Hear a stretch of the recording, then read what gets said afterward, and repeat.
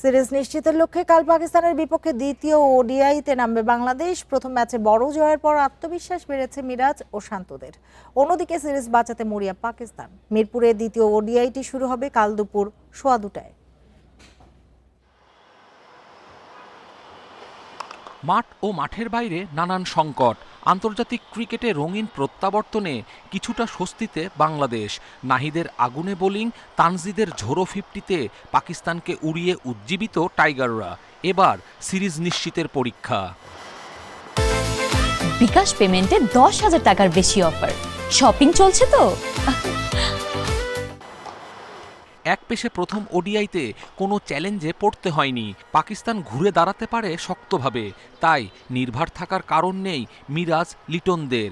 Winning combination ধরে রাখার সম্ভাবনাই বেশি। র্যাঙ্কিংয়ে উন্নতি আনতে দলীয় সমন্বয়, ধারাবাহিকতার বিকল্প নেই।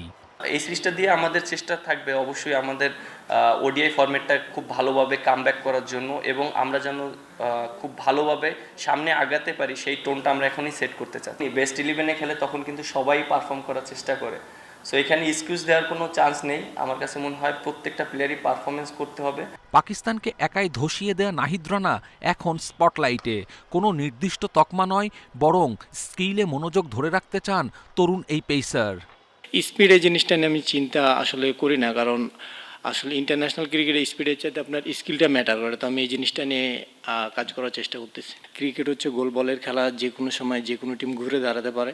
অবশ্যই নেক্সট ম্যাচ তারা হয়তো ওদের স্কিল কিংবা ওরা যে জায়গাগুলো ভুল করছে ওরা নেক্সট টাইম শুধরে আরও স্ট্রং হয়ে কামব্যাক করার চেষ্টা করবে। ব্যাটিং সহায়ক উইকেটে বাজেভাবে হেরে বিপর্যস্ত পাকিস্তান।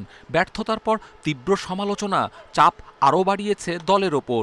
সিরিজ বাঁচাতে সর্বোচ্চ দিয়েই লড়বে মেন ইন গ্রিন। প্রথম ম্যাচে আমরা কিছুই করতে পারিনি। শুধু তরুণদের দোষ দিতে চাই না, অভিজ্ঞরাও পারফর্ম করতে পারেনি। দ্রুত ভুল শুধরে সিরিজে ফিরতে চাই।